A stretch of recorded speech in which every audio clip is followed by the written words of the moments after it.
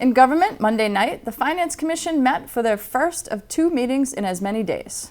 They began their meeting by approving a reserve fund transfer for the airport, followed by a capital outlay FY22 update.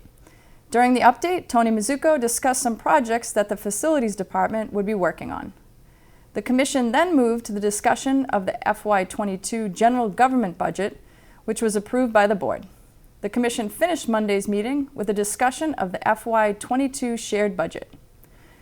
To start off Tuesday's meeting, Karen Sheridan and the School Department presented the Norwood Public Schools FY22 budget.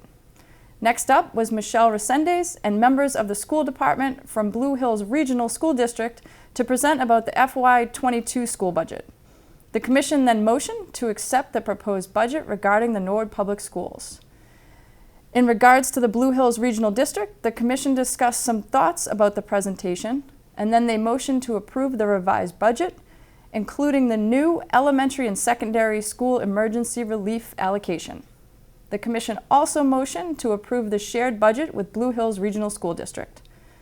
The final topic that was discussed was the approval of minutes, which was moved to the next meeting. That next meeting has not yet been scheduled. DPW Director Mark Ryan and Light Department Superintendent Kevin Shaughnessy appeared before the Board of Selectmen to submit their monthly department updates on Tuesday night.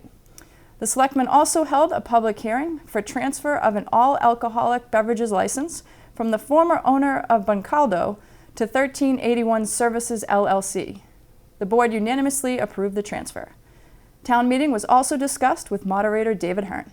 I noticed we've been joined by Moderator Mr. Hearn, David Hearn, and we also have the next items on new business having to do with the letter we received from Mr. Hearn recommending any town meeting, the annual or any special that might be called in May, would be a remote town meeting. And number 2, we were going to be discussing town meeting we mentioned a couple weeks ago.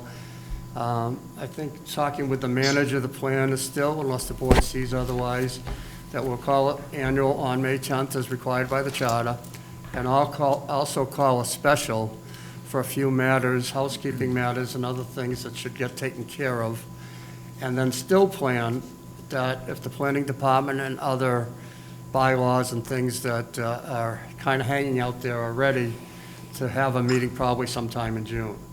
The special on May 10th will be probably, hopefully fairly short, and won't lengthen the annual much more than that evening or maybe 2 at the most. And they're just things we think should get taken care of. I was looking at the statute just a little while ago, Chapter 92 of the Acts of 2020, and specifically Section 8.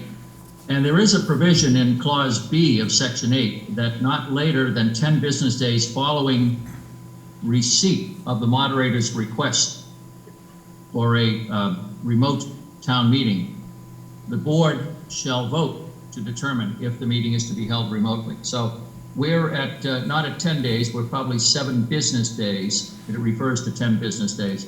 We're 7 business days tonight into that. So I don't know whether the board is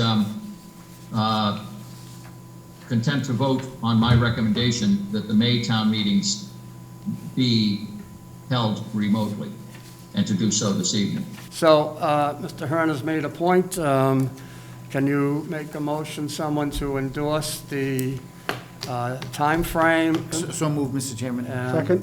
Mr. Maloney seconds it. Anything further? All in favor? Aye. Opposed? Unanimous. The Board of Selectmen will meet again next week.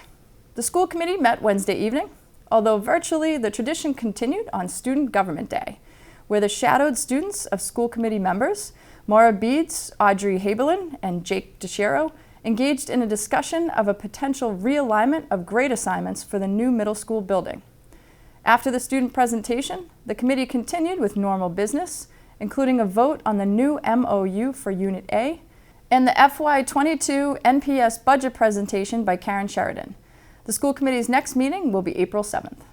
The Conservation Commission hosted a special presentation Wednesday night. Ian Koch and Declan Devine from the Neponset River Watershed Association presented their PowerPoint labeled "How Clean is Your Stream? Quality Problems and Solutions in Norwood." The presentation went into detail on the parameters of water testing Norwood rivers and brooks and what the community can do to make their water safer for their residents. For complete government coverage, tune into the NCM Government channel or watch it on demand at norwoodcommunitymedia.org.